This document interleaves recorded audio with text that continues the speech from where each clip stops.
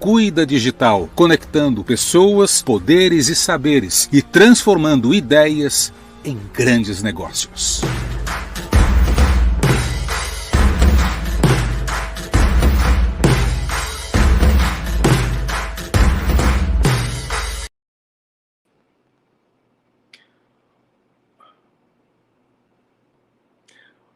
Olá, seja bem-vindo, sente-se à mesa, é quarta-feira, deu meio-dia, é a hora do almoço com o Cuida. Hoje vamos falar de uma receita, a receita do empreendedorismo de performance. Ela existe? Se sim, quem a conhece? E quem a conhece pode nos revelar o segredo? Para falar sobre esse assunto, convidamos o sócio, diretor executivo da Criabis Ventures, que oferece serviços de inteligência para startups de inovação digital com atuação nos segmentos de indústria, agronegócio, educação infantil, impacto socioambiental, recursos humanos e fintechs. Seja bem-vindo à nossa mesa, Christian Pensa. Olá, Christian, tudo bem? Tudo bem? Bom dia, obrigado pela oportunidade do papo. Olá, tudo bem? Você me ouve bem? Sim, te ouço muito bem, Vinícius. Bom dia.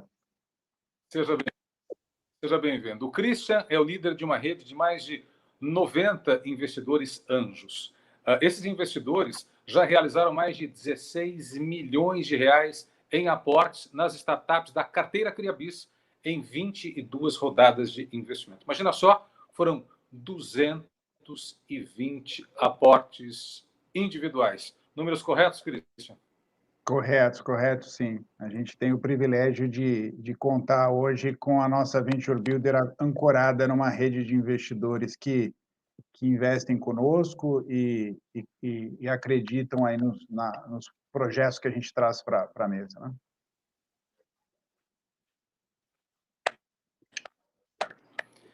Christian, um dos propósitos da Criabis é inspirar as pessoas a serem donas de seus destinos através do empreendedorismo e da inovação. Já dá para dizer que é mais do que um propósito, que é uma realidade? Sem dúvida. Falar disso é muito... Que bom que você trouxe isso para a mesa, né? Porque, primeiro, falar do que nos move, né? Do legado que a gente quer deixar com o trabalho, né? Quando a gente trabalha em algo visando o longo prazo, é muito importante, primeiro, que isso seja alinhado com o que a gente ama fazer e com o que a gente quer deixar para o mercado, né? E quando a gente olha, eu olho para o coração, primeiramente, para mim o que me move é realmente mostrar para as pessoas que elas podem ser donas dos seus destinos. E quando a gente consegue provar isso para elas, e elas descobrirem que não precisam ser ferramentas do sistema e podem ganhar autonomia em suas vidas, né? E o empreendedorismo, quando feito dentro de uma disciplina de performance, essa pessoa cria patrimônio. Ela entrega valor ao mercado, além de criar patrimônio. Ela percebe que ela faz acontecer, né?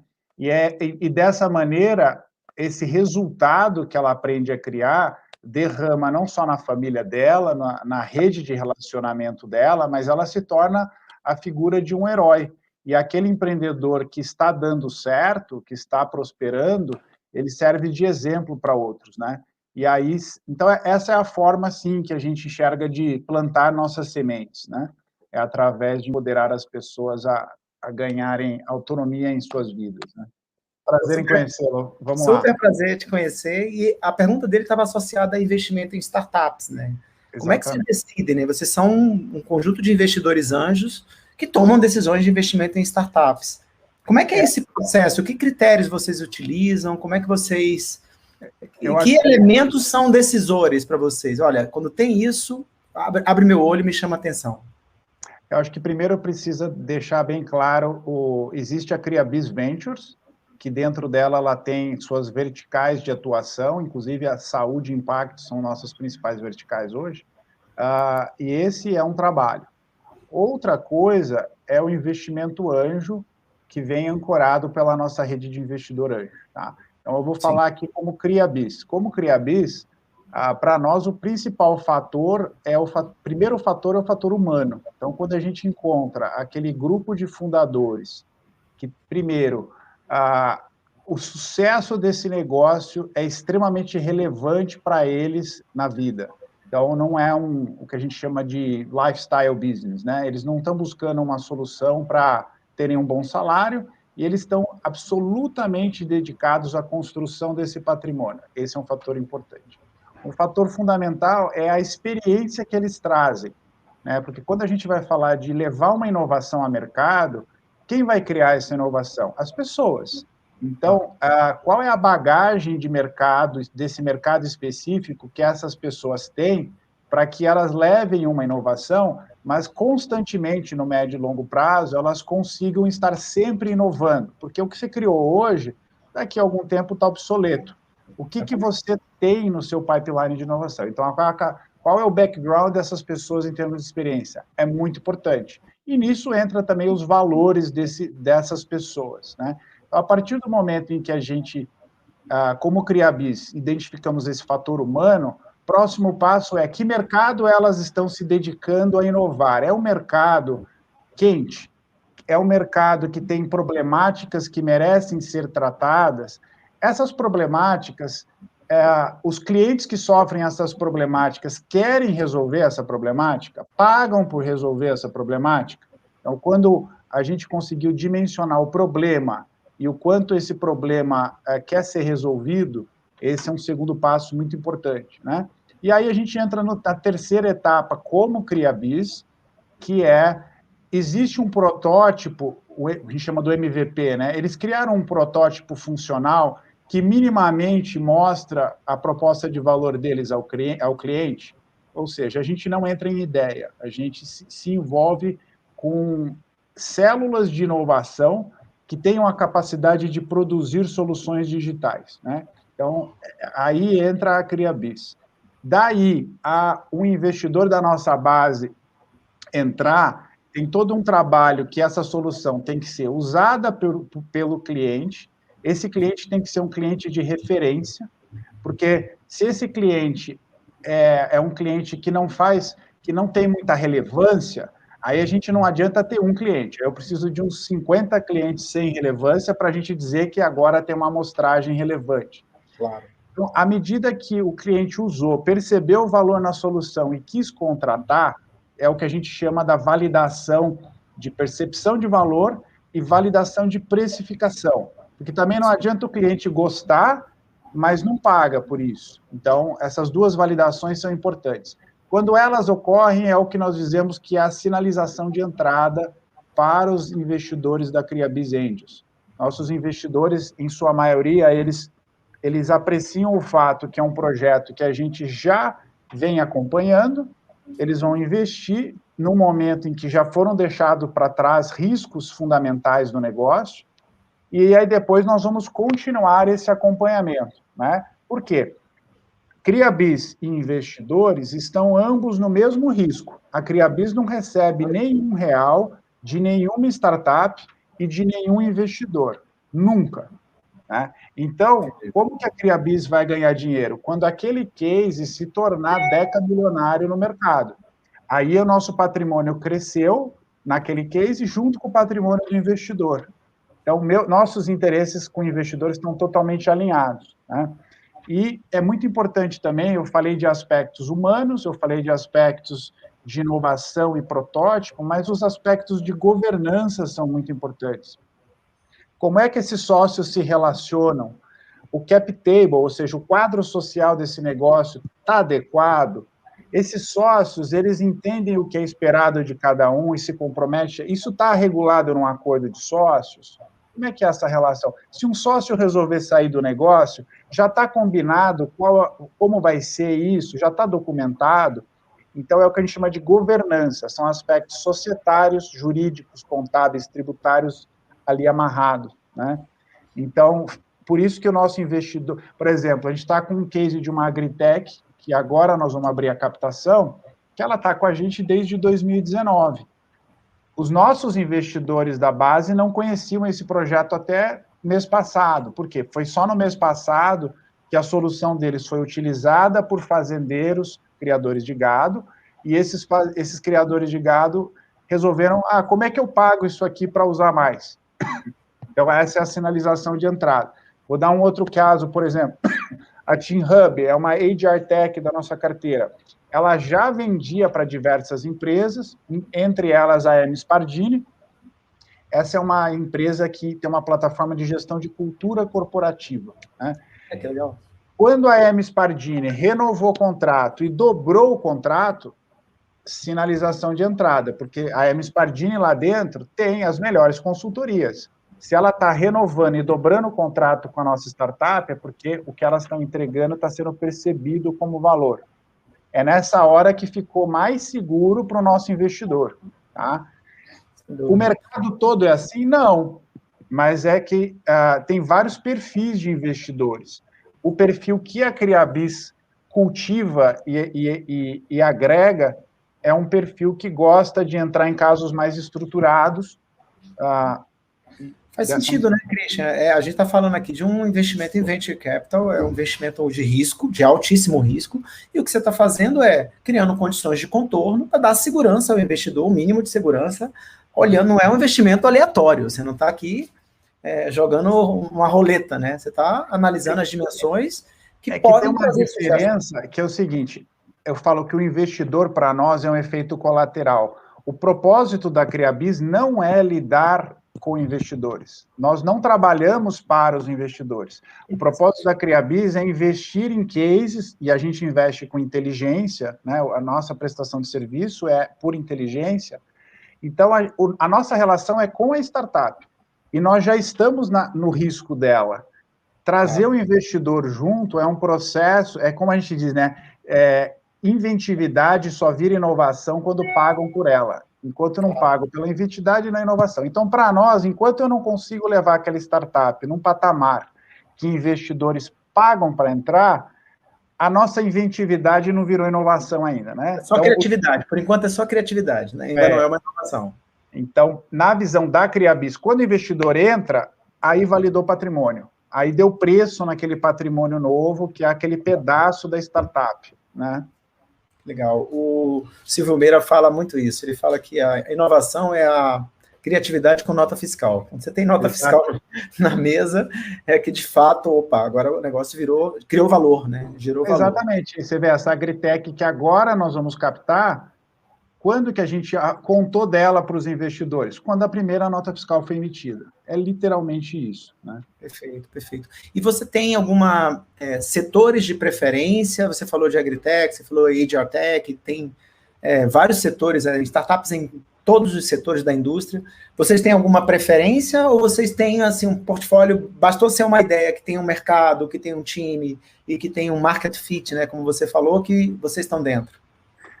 Analisar, a gente analisa across the board, né? Nós não temos, somos agnósticos na análise. Agora, em relação a nos comprometer com o quê? A Criabis a gente vem desde 2013. Né? Então, a gente está sempre como uma startup validando. A nossa validação, então, está quase cumprindo 10 anos. E um dos aprendizados que a gente teve no processo da Criabis foi no momento em que a gente começou a desenvolver um case com a ajuda de um investidor anjo que foi CEO de um conglomerado industrial na Alemanha e CEO desse mesmo conglomerado industrial no Brasil. Então, essa pessoa, ela conhecia de indústria como poucos globalmente e sabia no Vale do Silício o que estava acontecendo, em Israel o que estava acontecendo e na Alemanha o que estava acontecendo. Então, o nosso trabalho em Sorocaba, Brasil, né, essa startup era de Sorocaba, ele ganhou um nível de inteligência alto, ao ponto que quando nós vendemos essa empresa para um outro conglomerado de capital aberto no Brasil, da Bovespa, a gente se olhou e falou, poxa, hoje a gente tem uma tese, nós dois aqui, muito clara de quais startups de indústria a gente investiria, né, e quais a gente não investiria, pelo aprendizado de 5 anos de trabalho, né, nesse case de indústria nossa. E aí essa conclusão, para a Criabis, foi um momento de amadurecimento, de falar, olha, agora em vez de nós sermos uma Criabis única, mais agnóstica de segmento, vamos formar verticais de negócio especializadas e com tese definida de investimento. E aí foi o momento em que nós definimos que para uma vertical da Criabis sair a mercado, eu tenho que ter sócios especialistas, né? Os sócios que me permitem olhar para as oportunidades e não apostar nelas, e sim ter certeza do futuro daquela oportunidade, mas já entendendo o que globalmente está sendo desenvolvido, né? Então, hoje, o ramo da saúde, até mais ou menos 2019, eu, pessoalmente, nunca tinha analisado uma health tech, porque eu não entendo nada da área de saúde, né? Mas daí, dentro dessa metodologia, hoje a Criabis Saúde, que é a HealthBiz, é a nossa principal vertical em termos de estruturação. Por quê? Nós tivemos a oportunidade de ter como cliente uma rede de 43 hospitais, nós tivemos depois a oportunidade de trazer como sócio o nosso primeiro sócio nessa vertical, ele é chefe de pesquisa de neuromodulação hoje em um importante conglomerado de saúde do país. Isso trouxe para nós a habilidade de enxergar essas health techs como outro prisma. Claro. Depois nós tivemos a oportunidade de trazer para a mesa a chefe desse sócio, que coordena uma visão muito mais ampla sobre a parte de fisiatria no país, né? Com grande... Essa é outra questão. Quando eu tenho do meu lado uma pessoa que globalmente tem credibilidade, muda a perspectiva, né? A gente para de ser só um consultor de estratégia para ser uma entrega muito maior, né? E aí, hoje, nessa vertical de saúde, por exemplo, a gente tem conselheiros estratégicos, que daí não é a equipe de mão na massa, mas são conselheiros que foram CEOs de grandes empresas do segmento de saúde, do segmento de oncologia, de hospitais. Então, eles permitem a gente fazer uma análise muito profunda. Aí, da mesma forma, a gente está estruturando agora Bom, na holding, a gente tem uma carteira vasta de startups, mas agora está acontecendo o processo de ter as verticais. Então, a vertical impacto, né? A gente tem na holding a Coletando, que é uma startup ela é tanto social tech como clean tech, porque ela promove bancarização de comunidades carentes a partir da coleta de resíduos, né? Que legal. Essa está na holding, mas foi a primeira projeto da carteira de impacto. Hoje, a Vertical Impacto, a gente trouxe sócios especialistas de impacto, né? E aí, hoje, a gente está construindo a tese. Aí, na construção da tese, por exemplo, a gente analisa as 17 ODS da ONU, do Tratado 2015 para 2030, essa é uma análise importante. A gente analisa os parâmetros que a Bovespa usa em termos de empresas ESG para a seleção de empresa Bovespa, o Dow Jones a mesma coisa. Então, a gente está construindo a tese com muita base hoje na Vertical Impacto, né? Aí eu vou tratar de recursos humanos. A gente tem, entre Team Hub e o ITSEED, 2 projetos. Um é educação executiva, vídeos de educação executiva, a outra é gestão de cultura corporativa. Ambos são cases excelentes. Eu não tenho ainda uma vertical RH estruturada. Por quê? Porque eu não tenho um sócio que é referência global ou nacional de recursos humanos. O dia que tiver, a gente sai com a vertical. Enquanto isso, a gente está... Mesma coisa em educação. Jovens Gênios, plataforma educacional de matérias curriculares. P-Code, robótica digital. Waze, plataforma extracurricular. Share 360, diagnósticos de habilidade socioemocional. Então, entre essas 4 edutechs, a gente já tem na carteira boa sinergia entre elas. Eu já consigo entregar para uma rede educacional, ou um sistema de ensino, uma proposta completa, mas a gente ainda não tem uma vertical de educação instituída. Por quê? Eu não tenho um sócio ainda, organicamente, que tenha credibilidade nacional e internacional para que eu evolua para uma vertical. Então, tentando te responder, a gente, por exemplo, varejo e logística, a gente não tem nada na carteira. Então, o meu know-how de varejo e logística, como Criabis hoje, é praticamente nulo. Mas não quer dizer que não possa ser evoluído no futuro. Já a vertical agronegócio, né? A gente tem um primeiro projeto, a iRed, que veio de Uberaba, e Uberaba, inclusive, nos foi aberta a oportunidade pela Raquel Rezende, querida Raquel, parceira de vocês também. Raquel é nossa, faz parte do Cuida agora. Ela está conosco no Cuida. E agora, por exemplo, a Vertical Agronegócio é outra que nós estamos ativamente estruturando. Então, nós estamos puxando sócio de empresa de nutrição, sócio de empresa de semente, membro de conselho de empresa de pecuária, para juntos serem sócios nossos nessa unidade de negócio, e a gente tem uma postura mais estruturada a mercado, né? No fundo, então, você cria ecossistema, né? Você conecta esses vários pontos, né? Obviamente, você se estrutura para poder analisar adequadamente o setor. Então, você precisa trazer gente que conhece desse tema. Então, você vai conectando potenciais pessoas, eminências, vamos dizer, eminências dessa indústria que te ajudam a analisar. E, ao mesmo tempo, você quer trazer aquele, vamos chamar de âncora, aquele cara que vai te ajudar a fazer a execução acontecer, né? Vamos dizer assim. Então, a gente não conecta pontas, seria pouco, porque essas pessoas que eu estou te falando, o CPF delas está no contrato social de constituição da vertical de negócio junto com a nossa holding. Então, é um envolvimento profundo. Muito mais fácil de conectar, né? O patrimônio nosso e dela vão crescer juntos na vertical. Depois a gente tem a camada dos conselheiros estratégicos, que também investem no negócio da vertical, e depois existe a rede de smart, de anjo, que aí é infinito quanto dá para ali verificar de conexões, né? Mas, desculpa, eu perdi um pouquinho a tua pergunta. Não, meu ponto era como é que você se estrutura para buscar uma vertical, né? Você traz pessoas que conhecem, essas pessoas viram sócias daquela unidade de negócio, como você está falando, né? Elas participam da unidade de negócio, e aí sim, você vai buscar ter know-how para poder decidir sobre investimentos naquele setor, né? Eu acho que o processo é mais ou menos esse. Lembrei, porque justamente, lembra, qual é o propósito de existência da Criabis? Desenvolver inovação digital através de inteligência de dados. Então, se eu vou me comprometer a desenvolver inovação, é um comprometimento profundo e difícil. Total. Só que não adianta a gente pôr um produto no mercado hoje que está obsoleto daqui a 2, 3 anos. Então, qual é a capacidade de constantemente inovar no mercado?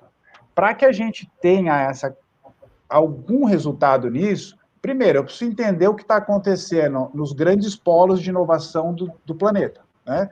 Para daí a gente vir no nosso ambiente tupiniquim e tentar desenvolver algo. Para isso, é importantíssimo ter junto pessoas que são referências internacionais, porque senão a gente às vezes acha que está inovando aqui no Brasil e quando abre o olho para fora, se só replicou o que já fizeram no ano passado, por exemplo. Perfeito, então, perfeito. Para nós é importante não se meter em ambientes que a gente não possa ter um entendimento profundo deles. Faz todo sentido, faz todo sentido. E vamos falar um pouco da temática aqui desse bate-papo, Christian. A gente fala de empreendedorismo e performance. E esse é sempre uma dúvida. Eu tenho uma história em ambiente corporativo, em grandes empresas, e a gente sabe lá os KPIs, os resultados, estão muito relacionados a resultados financeiros, e medir inovação é sempre uma temática polêmica. Como é que mede inovação em grandes empresas? E como é que você mede o sucesso? Como é que fala de performance na prática quando se fala do mundo de startup? O que se mede? Qual é a temperatura que você está medindo para dizer estamos indo bem ou estamos indo mal quando a gente fala desse mundo? Bom, quando a gente traz esse tema empreendedorismo de performance, é para criar uma clara distinção entre, primeiro, o empreendedorismo tradicional e esse lifestyle business. Número 1, não tem crítica a nenhum modelo, tá? Empreender já é uma iniciativa fantástica para todos. É que no caso da Criabis e do grupo de investidores em volta de nós temos a meta de construir patrimônio relevante e inquestionável. Então, isso nos exige trabalhar dentro de um ambiente de performance. Vamos dar um exemplo assim, metafórico. Qualquer carro pode entrar em Interlagos e dar uma volta na pista. Completar o circuito, eu acho que qualquer carro completa. Agora, dar uma volta rápida nos parâmetros de uma categoria, aí já é diferente, aí exige carro e piloto, né? Então, para nós, Quando tem porque é como quando nos chamam para mentoria. Nós damos mentoria para todo mundo que queira. Agora, se a pessoa está interessada em ter esse desempenho de performance, ela é convidada a adentrar o trabalho. Se não, a mentoria é pro bono, é uma entrega nossa, é um give back para o ecossistema. Estamos à disposição sempre para conversar, né? Por isso que aí a gente precisa deixar o ambiente das ideias fora do nosso ambiente, porque ter ideias todo mundo tem. Agora, qual é a capacidade de implementar essa ideia de uma maneira que o cliente perceba a inovação na entrega? Aí já é um passo interessante, né? Claro. Então, vamos agora bem na tua pergunta. Quais formas da gente metrificar, mensurar performance? Bom, se de alguma forma o grupo de empreendedores criou uma plataforma digital que o cliente-alvo dele usou, gostou e gostaria de continuar usando, essa é uma métrica importante já. Depois, quer continuar usando e pagaria para usar, métrica importante. Isso é o que a gente chama do estágio early stage, tá? Quando que você começa a entrar em tração? Olha, eu tenho 1 cliente pagante, 2 clientes pagantes, 3 clientes, 5, 10 clientes pagantes. Aí você volta para a prancheta e pergunta, o que eu estou cobrando é o mais adequado ou está muito barato? Estão pagando só porque está barato? Então, vai chegar uma hora em que você vai validar a sua precificação. Você vai olhar os concorrentes e a pior coisa que uma startup pode dizer é que ela assim, não tem concorrentes, né? Não, todo mundo tem concorrentes, é você que não conhece eles ainda, né? Mas, em relação à hora que ela validou precificação, ou seja, ela está cobrando algo parecida com uma entrega de valor parecida com o que ela faz, aí é uma métrica boa também. É aí que investidor anjo do nosso perfil começa a querer entrar. Ele não quer entrar antes disso, tá? Porque, lembra, o nosso investidor, ele quer entrar em algo perene, algo que tenha base. Tá? Claro. Agora, depois entra uma primeira métrica que a gente chama de receita recorrente. Então, vamos pegar um consultor qualquer. Aí, esse consultor qualquer criou uma ferramenta que automatiza o trabalho dele e vem falar com a gente.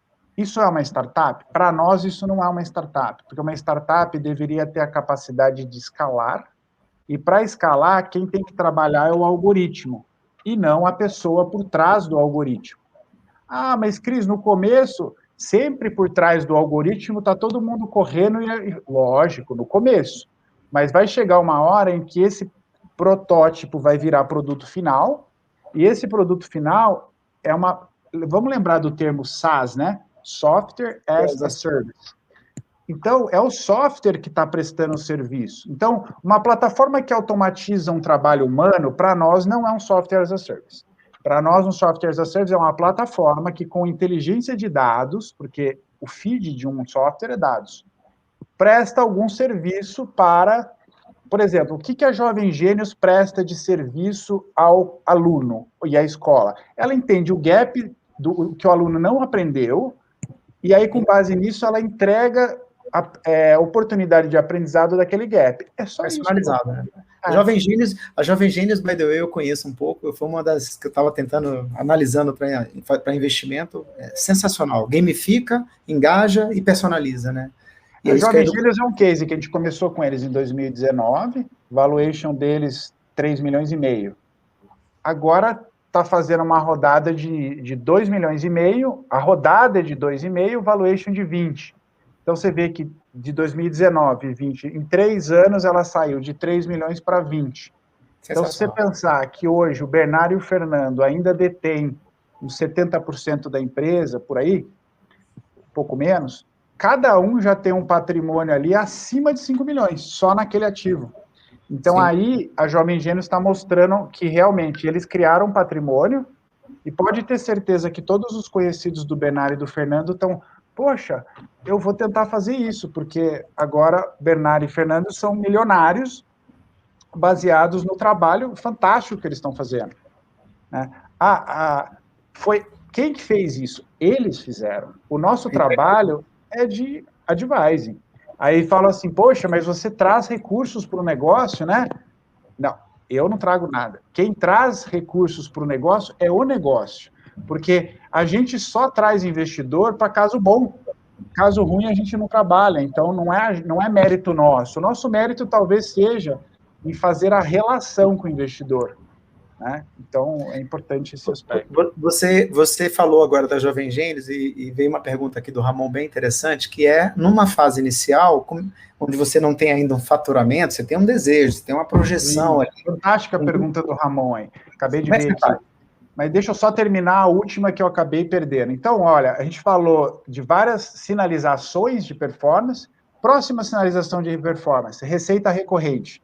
Perfeito. Receita que todo mês acontece e você não precisa pôr muito a mão nela mais. Então, por exemplo, a gente tem startup que fala, esse mês eu faturei 200 mil. Aí a gente pergunta, tá, quanto é de recorrência? Ah, não, recorrência é só 30. Ah, então, nós não vamos olhar os 170 mil seu. Não interessa esses 170. Cris, como é que não interessa esses 170 mil? Não interessa, porque quem fez esse aí foi você prestando uma consultoria. E isso não é startup. Startup é os 30 mil aqui. É esse que... Quando é que esses 30 vira 60, vira 90, vira... Né? Aí, para nós, a recorrência é uma sinalização. Qual é a outra sinalização? A próxima. Você consegue triplicar a sua recorrência em um ano? Essa é outra métrica. Ah, não, eu estou há 2 anos e eu nem dupliquei a minha recorrência. Estou começando a pensar em descartá-lo, tá? Por quê? Porque eu vou pensar, Lembre-se, nós estamos num ambiente de performance, né? Quantos Tiger Woods você acha que passaram pelos, né, para sair um? Então, a próxima coisa é o que eles chamam de triple, double, double, double. Então, você tem que, em 5 anos, triplicar primeiro ano, depois triplicar de novo e depois duplicar, duplicar, duplicar. É dessa maneira que você está rumo a um unicórnio, talvez, né? Mas se você passou um ano, não triplicou, passou outro, não triplicou, é sinalização de não performance. Poxa, mas eu estou duplicando o meu negócio e você está dizendo que eu não estou tendo performance? Não. Você está tendo performance, mas não é aquela performance esperada, tá? De um case fantástico. Só para te dar... Então, quais as métricas? É outra coisa. Você está com um produto só ainda ou você está lançando novos produtos ao mercado? Essa é uma coisa que a BeerMind, essa que foi vendida para a VEG, fez muito bem. Ela pôs um produto muito simples para entrar, penetrou o mercado corporativo e aí ela aumentou o nível de aprendizado dela e lançou um produto complexo.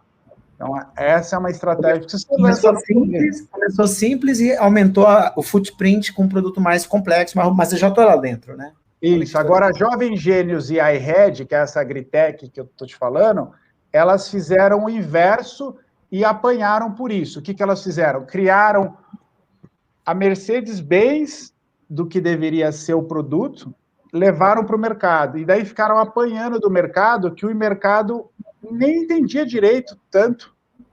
Tinha que ensinar o cliente a entender o produto dele. Agora, aí o que as duas fizeram? Vai emburrecer o produto? Não emburrecer, mas nós vamos criar uma versão de entrada, que chama.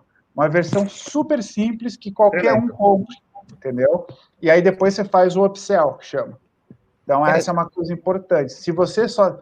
Outra questão, é uma empresa apegada ao produto?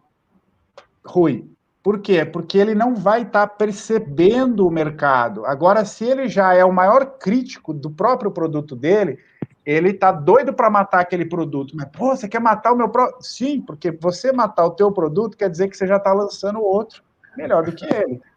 Então, a gente brinca que tem que se apaixonar pelo problema. A solução... Não... Então, ficaram claras essas métricas, né? Agora vamos entrar na pergunta. Como é que a gente faz um valuation? O valuation é o exercício, a palavra em inglês, né? Como que a gente faz uma avaliação do valor daquele negócio? Se esse negócio tem receita, como eu te falei, recorrente.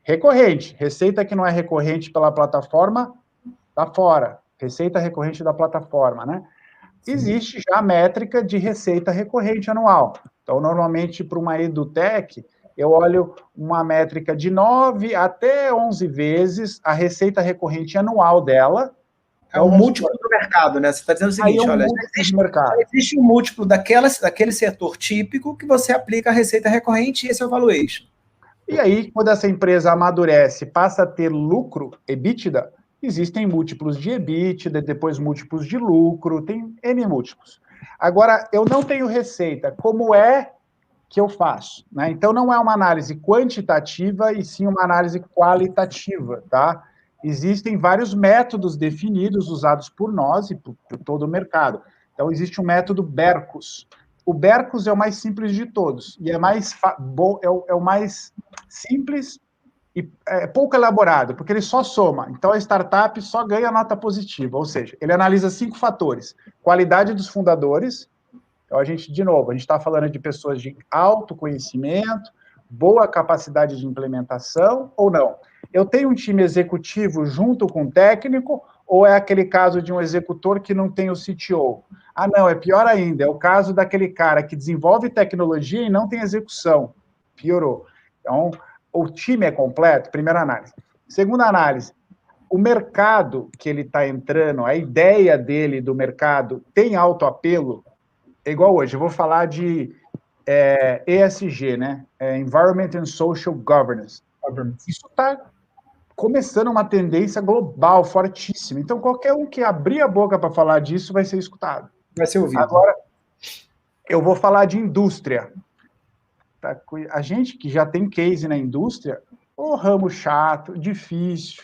Você vai lá como startup, você cria alguma coisa, o cliente vai lá, o corporativo vai te sugar e depois ainda vai ligar para a Siemens para falar: ô Siemens, faz igual essa startup que eu pago você 10 vezes, mas eu não posso contratar $1 milhão de uma startup, eu preciso contratar de você.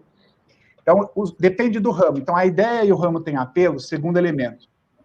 Terceiro elemento, essa startup tem um protótipo funcional?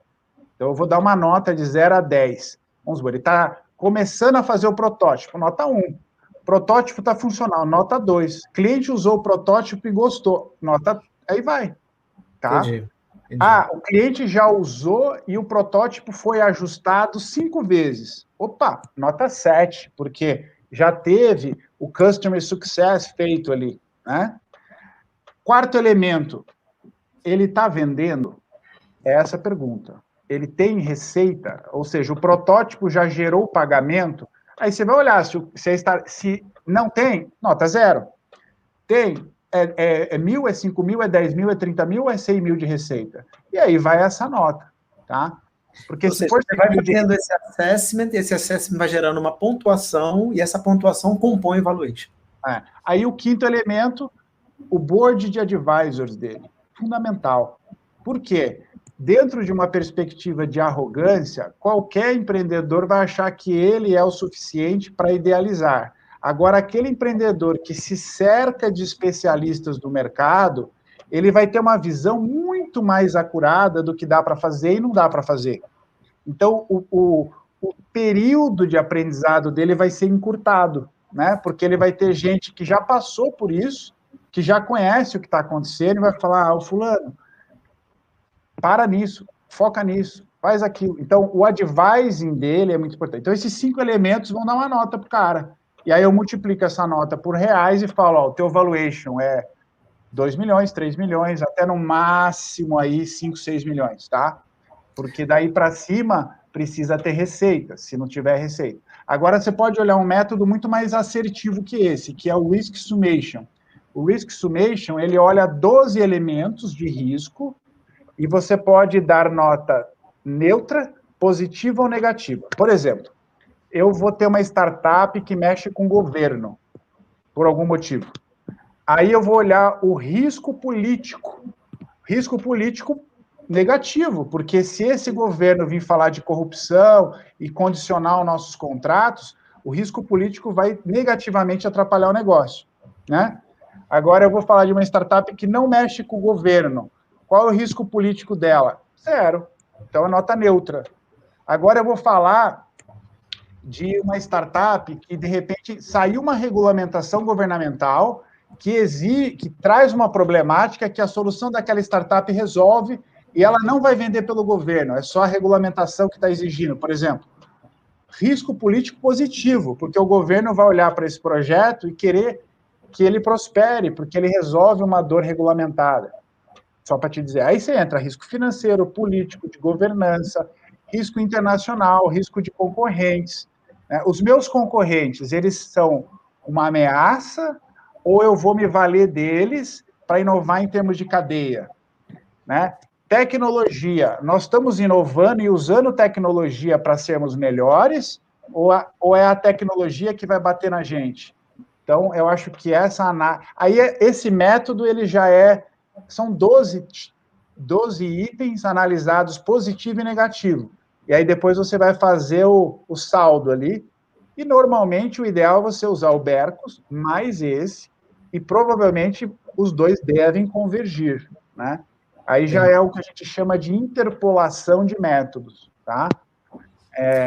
Existe método de análise de múltiplos. Por exemplo, é uma startup de indústria. Aí eu vou lá e olho qual que é o múltiplo dessa indústria no mercado. É esse. Eu consigo aplicar esse múltiplo aqui na receita? Consigo. Então, faço isso. E existe a análise de peers, que chama. Por exemplo, existe a Grão Direto. É uma startup já madura, referência. A Raquel é super conectada com eles, né? Referência nacional de agritech. Quanto vale uma Grão Direto hoje? Bom. Aí vai sair alguém no mercado que vai fazer algo em linha do que uma Grão Direto fez no passado. Aí você vai olhar, bom, a Grão Direto, quando ela chegou no patamar que a gente está, quanto ela valia? Valia tanto. Então a gente pode talvez valer tanto. Então acho que essa análise... Similaridades, né? Por similaridade você faz um... Exatamente. Ou seja, são vários métodos, você está dando uma verdadeira aula aqui para a gente, está sensacional. E o mais legal é isso, é que a gente também, como a gente está desenvolvendo o Cuida, né? Eu já estou aqui fazendo as contas, tenho certeza que o Ramon ali está fazendo conta no lápis, ticando lá os métodos para ver quanto é que a gente está valendo, nosso valuation inicial, que a gente está bem em early stage. Mas muito legal essa tua aula, verdadeira aula, de como é que a gente tem as possibilidades de fazer um valuation e que em estágio inicial é uma estimativa. Agora eu vou dizer para ti, para nós que somos engrenagem, a Criabis é engrenagem, o Cuida é engrenagem, tá? Eu tenho um problema muito grande de querer falar de valuation de engrenagem enquanto eu não vejo o que sai da engrenagem, tá? Claro. Por quê? Porque vamos construir case. Depois que eu tiver um case que foi pago 30 milhões pelo mercado, depois eu tenho outro que está em 90. Quando você consegue fazer os cases passarem de 20 milhões de reais de valuation, isso é uma métrica que a engrenagem está boa, tá? Sim, porque sim. Hoje a gente tem dezenas de investidores que investiram e investem na Criabis. Mas quantos anos que eu escutei? Mas a Criabis não tem valor, o que tem valor é a carteira. Tá, beleza. Até que a engrenagem se prove uma engrenagem robusta de gerar cases. E hoje a gente já conseguiu ultrapassar esse threshold, vamos dizer assim. Mas eu diria que, como engrenagem, eu não traria investidores no começo. Por quê? Isso vai te colocar uma pressão que não é legal, porque você vê que eu falei, estamos aí indo para 10 anos de validação. Você está sempre validando, né? Então, é importante, às vezes vem alguns agentes que falam assim, olha, eu vou lançar no mercado 10 startups, cada uma vai valer 100 milhões e eu vou criar um patrimônio de 1 bilhão.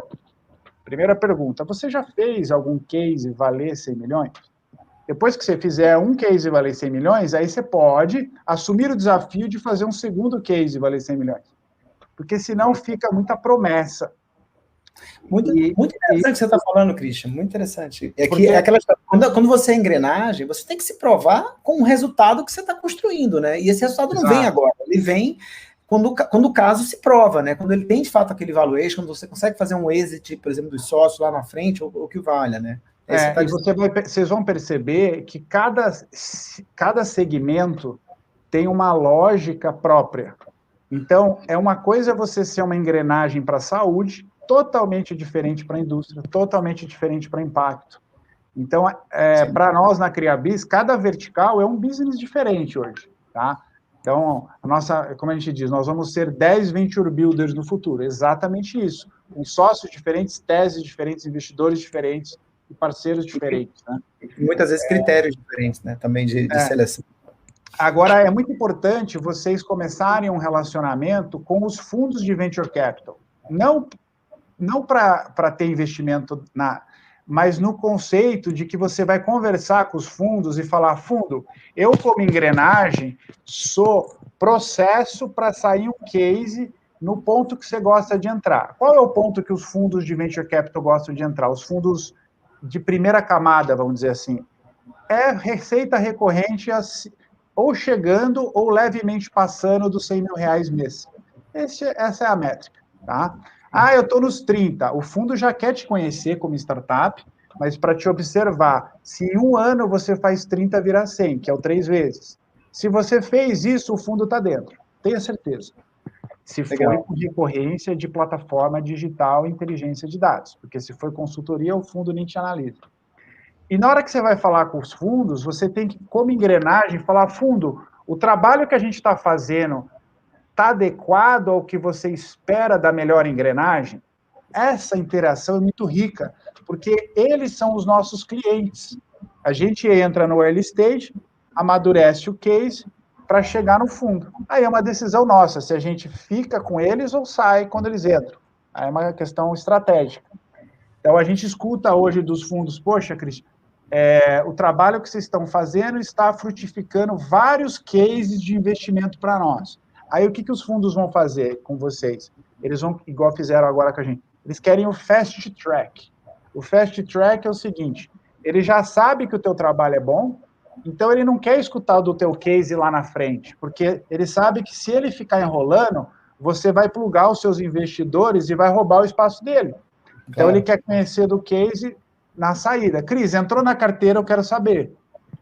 E aí ele já fala, tá na tese, não tá na tese. Então, você já começa a fazer a relação com os fundos desde o começo. Por exemplo, agora a gente assumiu um trabalho com a Troca. A Troca é uma startup de impacto social que, pela plataforma dela, entrega contratação de diversidade nas empresas. É contratar minorias. Sim. Vox Capital tem que saber na hora disso. Por quê? Porque ela é o fundo para troca e não um fundo que não está envolvido em impacto. Né? Claro. Aí, por exemplo, a gente estava conversando sobre a Vacinas.net. Vacinas.net é um marketplace de vacinas que está na nossa carteira. A gente tem uma relação produtiva com a Domo, que investiu na Jovem Gênios. Na conversa, a própria Domo fala, Cris, nós não somos um fundo de saúde, mas o nosso parceiro A é só saúde, o B é só saúde. Vamos falar com esses caras, porque se esses caras entrarem, a gente entra junto. Então, entender que engrenagem funciona com qual engrenagem. Então, isso volta lá na sua tese. Qual é a tese do Cuida? Né? Vocês querem cuspir o que da sua engrenagem? Nós vamos querer cuspir isso. Então, você vai montar teu ecossistema de acordo com isso, né? Legal. Isso aqui é uma verdadeira consultoria, Cristian. Estou adorando. Sensacional. Muito bom. O mérito é todo da Raquel, que nos conecta de maneira fantástica, né? Eu brinco que a Raquel faz ótimas pontes. Eu diria que se não fosse a Raquel, eu não conheceria a Uberaba e não teria boa parte da CriaBiz hoje. Né? A gente deve muito a todo o trabalho de conexão que ela, como parceira, ela faz muito bem. E a frase dela é essa, né? Ela é boa em fazer pontes. Ela fala sempre isso. Quando eu a conheci, foi exatamente isso. Ela é boa de fazer pontes, por isso que ela está no Cuida. O Cuida é muito relativo, tem muito essa relação de construir pontes e formar startups. Eu queria fazer uma pergunta, a gente já está há 54 minutos aqui conversando, assim, numa aula do Cristian, fantástica. Muito aprendizado aqui. Se me deixar encabulado, eu paro de falar. Não, mas sensacional. Eu queria perguntar sobre... A gente falou muito daquela analogia da corrida, do carro. Eu queria falar do piloto, do empreendedor, dessa pessoa. Como é que você olha para ele? Que perfil que é hoje? Você tem uma metodologia, você tem todo um critério de avaliação dessa empresa, né, dessa startup que está entrando. Mas eu queria falar desse perfil hoje do piloto do CriaBiz. Quem é o empreendedor hoje do CriaBiz? Que perfil que ele tem, que idade que ele tem, não só o hard skill, mas o soft skill. Que habilidades que esse cara tem hoje que você diz, puxa, esse é o típico empreendedor que está na nossa carteira. Como é que você caracteriza ele? Eu acho que a primeira fala seria assim, se a gente tentasse criar se a gente tentar delimitar um perfil, seria uma desonra com nós, seres humanos, porque todos nós temos a habilidade de sermos fantásticos. Eu acho que começa por aí. Tá? Legal. Aprendizados que a gente foi tendo. Eu acho que falar disso, faixa etária, vamos falar de faixa etária como um aspecto. Todos os negócios que nós nos envolvemos com universitários, jovens, abaixo de 25 anos, não prosperaram e não mais estão na carteira, porque a gente faz o chamado write-off. Tá? O bom do nosso é o seguinte, paramos de gostar de trabalhar com aquele caso, a gente para, tira e põe outro no lugar. Né? Simples assim. O duro do fundo é o seguinte, ele pôs dinheiro, ele não pode tirar fora. O nosso não, o nosso eu posso tirar fora. Aí até eu brinco com os sócios. Quero ver até quando a gente vai ter toda essa autonomia, né? O negócio vai crescendo. Mas, bom, em termos de perfil, a minha principal sócia hoje, operacional da Criabis, a Henriette Krutman, ela já está, ela é 60 mais. Então, e a gente trabalha como dois jovens de 32 anos, se deliciando com os aprendizados. Então, só para te dar dois extremos, tá? Dois extremos.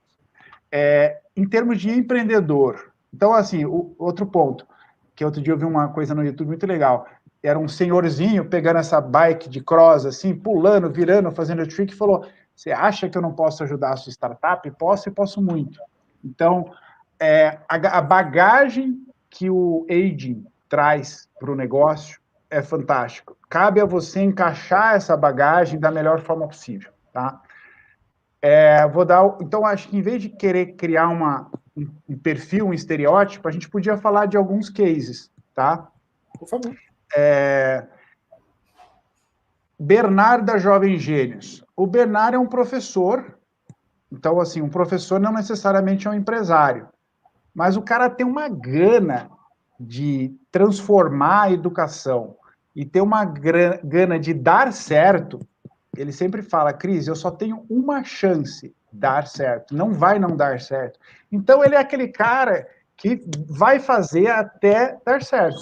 Mas o Bernard, por exemplo, ele hoje é uma das pessoas do país que mais entendem de conversão de cliente na educação. Entende muito. Inclusive, a gente brinca que às vezes ele vai falar com os especialistas e o especialista sai agradecendo ele.